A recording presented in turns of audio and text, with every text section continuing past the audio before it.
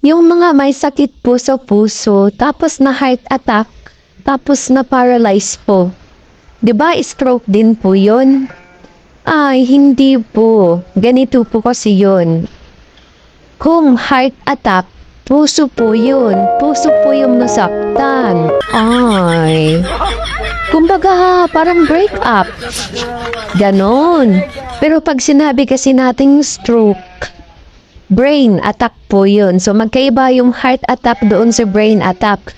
Kung na-heart attack po siya, tapos na-paralyze, side effect lang po nun ng pagka-heart attack niya. Maliban na lang kung sumabay na magkaroon ng pumutok na ugat sa brain kasabay nung pag-atake nung heart attack niya, edi possible po na stroke yun. Ganon po yun.